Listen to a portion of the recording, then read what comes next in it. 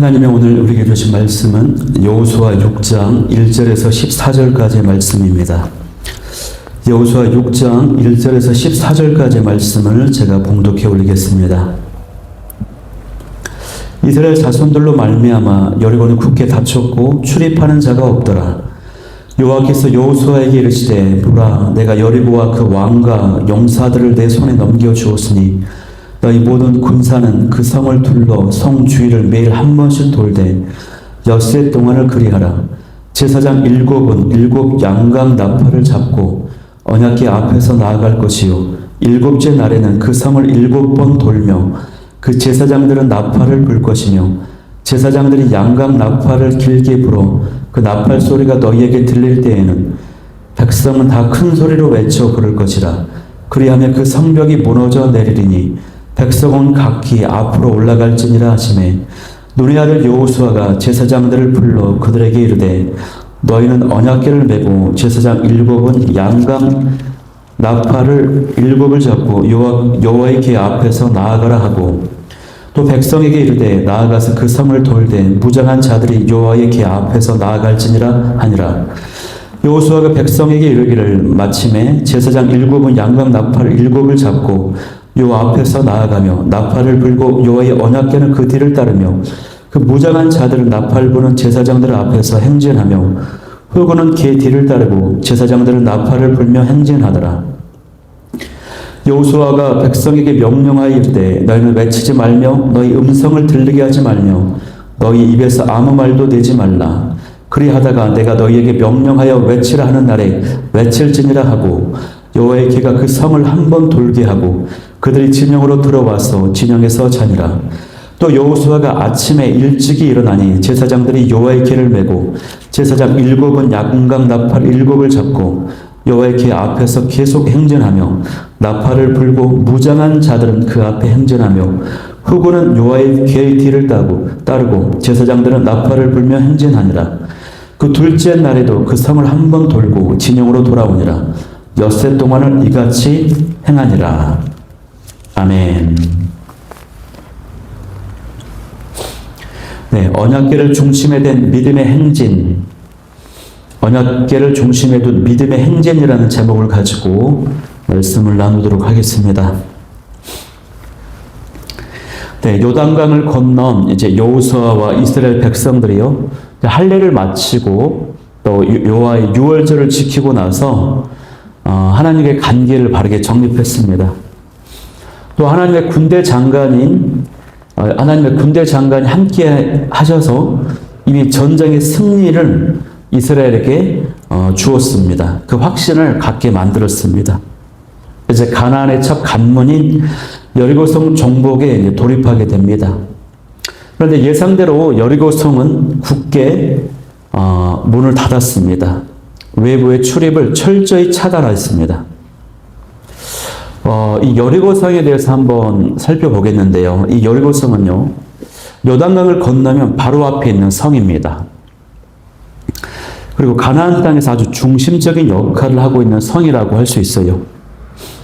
기록에 의하면 지구상에서 가장 오래된 역사를 가지고 있는 성읍이라고 합니다.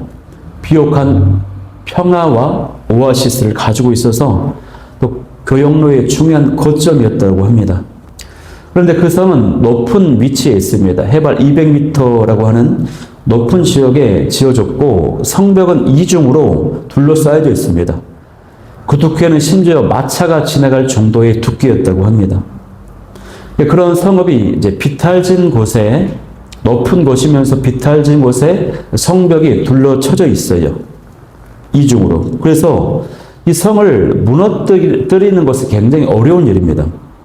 그야말로 난공불락 초롱성과 또 같은 성이 여리고성이에요. 근데 지금 이스라엘 백성들이 여리고성을 이제 공략해야 되는 그 시점은 곡식의 수확이 완료된 상태입니다. 성 안에 오아시스도 있고 물도 있고 곡식도 있고 식량도 있다는 것입니다. 그런 상황에서 여리고성을 이제 전쟁의 방식으로 군사적으로 함락을 시키는 것, 장악할 수 있는 것은 거의 불가능에 가까운 일이라고 하는 것이죠.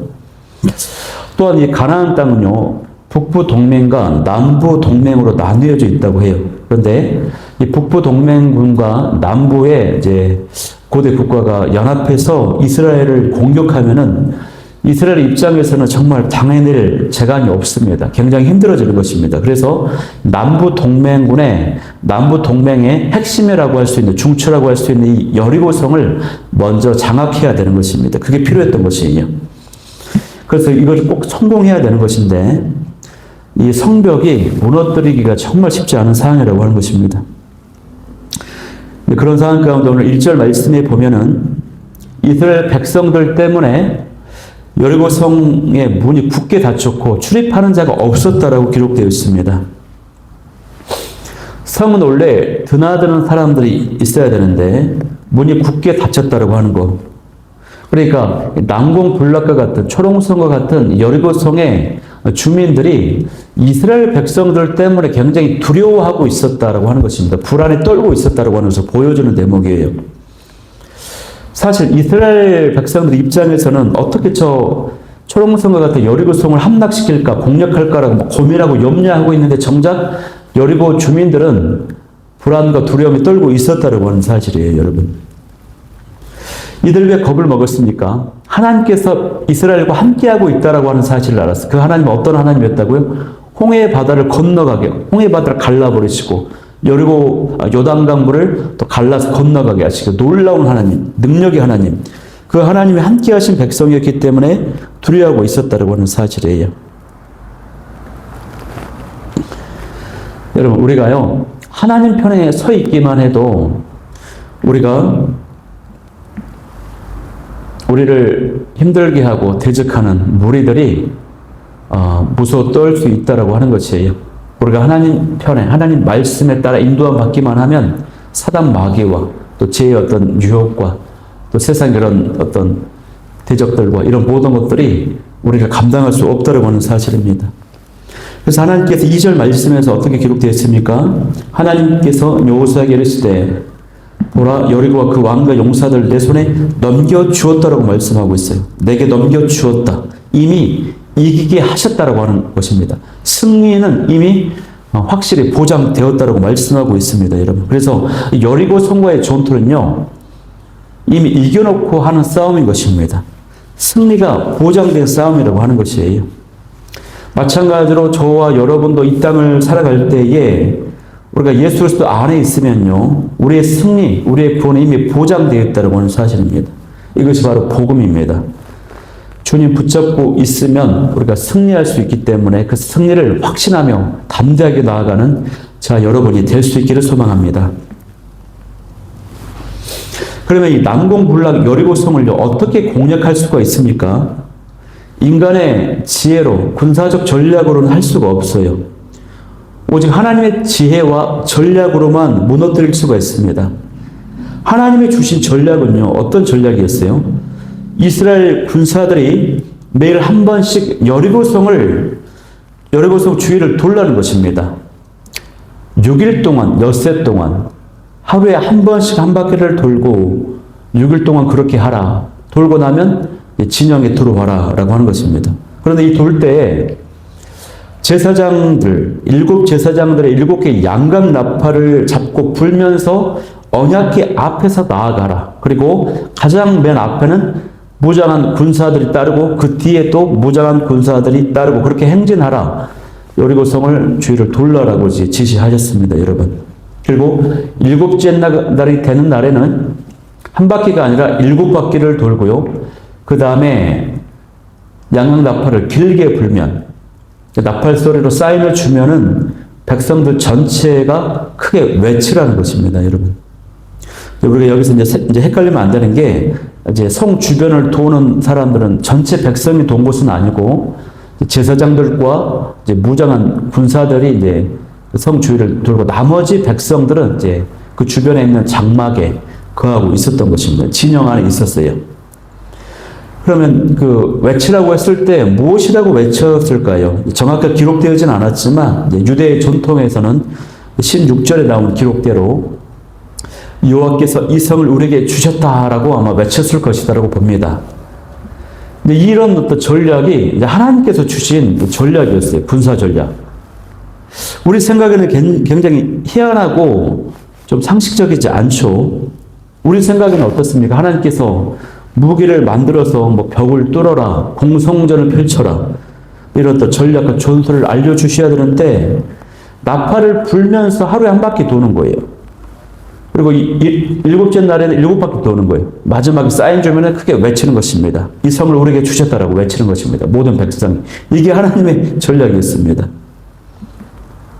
그런데요, 이것은요, 이 모습 자체가요, 이것이 이 전쟁이 단순한 군사 전쟁이 아니라 하나님께서 속한 영적 전쟁이라고 하는 것을 알려주는 말씀인 것입니다, 여러분. 다른 말로 말하면 이 여리고성과의 전쟁은 군사 전쟁이 아니라 어쩌면 어떤 의미에서 영적 전쟁이고 자기 자신과의 싸움, 자기 자신과의 전쟁이라고 하는 것을 지금 여기서 우리가 알 수 있는 것이에요.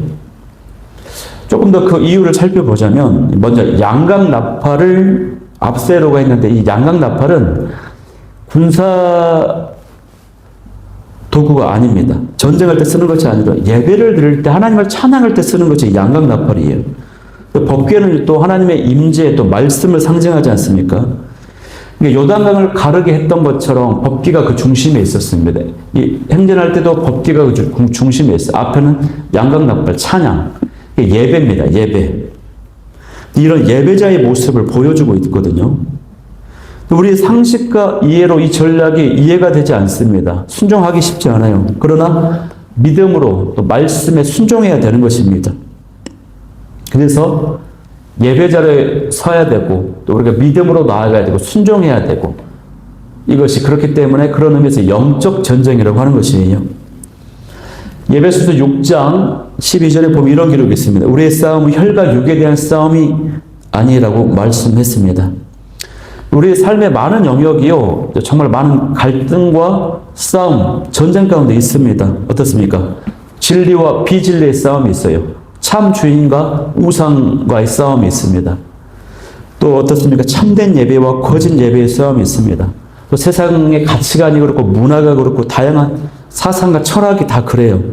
우리가 싸워야 되는 것입니다. 분별해내야 되는 것입니다, 여러분. 또 이 전쟁이 또 자기 자신과의 싸움인 이유, 영적 전쟁인 이유는요, 10절 말씀에 보면은 여호수아가 뭐라고 지침을 줍니까? 행진을 할 때 백성들에게 소리를 내지 말라고 그래요. 외치지 말고 음성을 들리게 하지 말라. 입에서 아무 소리도 내지 말라고 지금 명령합니다. 그리고 마지막 7일째가 되는 날에 양각 나팔 소리로 사인을 크게 주면은 그때만 소리를 내라고 지금 명령했어요. 여호수아가 왜 그렇게 했을까요? 이것은요, 일종의 입단속을 시킨 것입니다. 이 전략의 인간의 상식으로는 이해하기가 어렵죠. 그렇기 때문에 자칫하다가 이 전략에 대해서 불평, 불만이 나올 수가 있는 것이죠. 이런 소리들이 전염이 될까봐 입단속을 시키는 것입니다. 군사들이 성을 한 바퀴 돌고 나면 이제 진영으로 돌아오면 장막으로 들어와요. 그러면은 6일 동안 계속 그렇게 하는데 백성들과 같이 만나겠죠. 그럼 누군가를 속으로 이해할 수 없는 상황이 이제 마음속에 있습니다. 그것이 어떤 상황에서 돌연 입 밖에 나가게 되면은 전염성이 있어서 막 이렇게 나가는 부정적인 영향이 미칠 수 있다는 것입니다. 그래서 이제 침묵하는 것이 굉장히 인내가 필요한 상황이었습니다. 어떤 의미에서 그러니까 자기 자신과의 싸움이라고 하는 것입니다. 또 이 상황을 여리고 성에 있는 사람들의 시선에서 또 여리고 성벽에서 여리고를 지키는 그 병사들의 시선에서 내려다보면 어떨까요? 처음에는 이스라엘 백성들이 막 나타나가지고 무장한 군인들이 나타나서 움직임이 있으니까 긴장을 했지 않았겠어요? 한 바퀴를 돌아요. 긴장을 했는데 그냥 한 바퀴만 돌고 이제 진영으로 돌아가니까 이게 뭐지 했겠죠. 둘째 날도 그렇게 하고 셋째 날도 그렇게 하고 넷째 날도 그렇게 하고 자꾸 그러니까 여리고성 군사들 입장에서는 처음에는 긴장하고 놀랬지만 나중에는 아이고 뭐야 이거 겁쟁이들 아니냐 도망가냐 막 이런 식으로 조롱도 하고 이런 얘기를 막 위에서 이스라엘 군사들에게 퍼부었을 것입니다. 이스라엘 백성들은 그런 말 들으면서 어떻게 할 수가 없는 것이에요. 아무 말도 하지 않고 묵묵히 인내하고 침묵해야 되는 것입니다. 마음 같아서는 당장이라도 막 돌격 앞으로 하고 막 문을 쳐 부숴서 막 들어가고 싶은데 그런 마음들을 다 내려놔야 되는 것입니다. 하나님의 인도하심을 철저하게 믿고 신뢰하고 순종함으로 나아가야만 했던 것이에요, 여러분. 그래서 이거는요, 자기 자신과의 싸움인 것입니다. 영적 전쟁인 것입니다. 단순히 여리고성을 정복하는 군사 전쟁이 아니라는 것입니다, 여러분. 근데 우리 삶의 대부분의 모습이 좀 비슷한 것 같아요. 그야말로 자기 자신과의 싸움이에요. 죄에서 승리해야 되고, 죄 유혹에서 벗어나야 되고, 또 예배에 승리해야 되고, 말씀과 기도로 승리해야 되고, 이런 승리의 은혜가 있기를 소망해요. 그러면 영적 전쟁, 자기 자신과의 싸움에서 승리의 결과, 그 열매를 우리가 언제 맛볼 수가 있습니까? 그래서 하나님의 때가 차야 된다고 하는 것입니다. 하나님의 때가 이르면, 그 양이 차면은 우리가 그것을 누릴 수가 있게 된다는 거예요. 오늘 본문에 자주 나오는 숫자가 있어요. 7이라고 하는 숫자입니다. 7 제사장, 7개의 양각 나팔, 또 7째 되는 날, 7바퀴 이런 7이라고 하는 숫자. 7은 하나님의 완전 숫자죠. 6일까지 한 바퀴 돌고 7일째는 7바퀴 돌고, 내일 본문에 조금 자세히 나오지만 7일째가 되었을 때 마지막에 외칠 때 한 번의 성벽이 와르르 무너지고 말았다라고 하는 것입니다. 하루에 한 바퀴씩 돌 때 이제 성벽이 조금씩 무너진 것이 아니에요. 아무런 변화가 없었어요. 마지막 하나님의 정확한 타이밍, 그때에 놀라운 역사와 응답이 이루어졌다고 하는 사실입니다, 여러분. 이것이 중요해요. 성경에는 이런 예가 굉장히 많죠. 엘리야 시대 때 가뭄이 들어서 엘리야가 이제 기도할 때 사안에게 7번 내다보라고. 7번째 보니까 저쪽에서 바다편을 보니까 이제 손바닥만한 구름이 와가지고 그것이 이제 큰 구름이 되어서 폭우가 쏟아지지 않습니까? 가뭄이 해결되는. 7번 보라고 이렇게 7번째가 되었을 때 놀라운 역사가 일어나고, 또 나병을 겪었던 나아만 장군이 요단강에서 물을 씻을 때 6번째까지 몸에 들어갔다 나왔다 그때까지 아무런 변화가 없어요. 7번째 들어갔다 나오니까 온전히 치유되는 그 역사가 있지 않습니까? 하나님의 때가 있다는 것입니다. 그 때가 찰 때까지 순종하고 인내하고 믿음으로 나아가야 된다고 하는 사실이에요, 여러분. 여러분, 어떤 문제를 가지고 기도하고 계시죠? 하나님의 때가, 기도가 찰 때까지 포기하지 말고 기도할 수 있기를 소망합니다.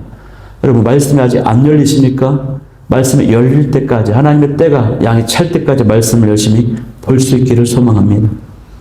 결과가 있을 때까지, 응답이 있을 때까지 믿음과 인내를 가지고 나아가야 되는 것입니다. 마찬가지로 직장에서, 또 사업장에서 어떤 프로젝트를 감당하고 있습니까? 어떤 영업을 또 감당하고 있습니까, 여러분? 양이 찰 때까지, 하나님의 때가 될 때까지 포기하지 말고 나아감으로 하나님의 그 은혜, 응답, 그 축복을 경험하는 여러분이 될 수 있기를 소망합니다. 여러분, 인내하고 순종하고 믿음으로 나아갈 수 있기를 소망합니다. 이것이 바로 우리들이 해야 될 싸움입니다. 우리의 싸움은 혈과 육에 대한 싸움입니다. 영적 싸움이고 나 자신과의 싸움입니다. 이 싸움을 통해 승리하는 여러분이 될 수 있기를 소망합니다. 이 말씀을 기억하면서 기도하기를 원하는 기도 제목 3가지는요. 첫 번째, 하나님의 방법에 따라 살며 말씀에 순종하게 도와주옵소서. 두 번째는 자신과의 영적 싸움에서 승리하게 도와주옵소서. 세 번째는 하나님의 정확한 때가 이를 때까지 인내하며 순종하게 하여 주옵소서. 우리 기도 제목 가지고 나아가도록 하겠습니다.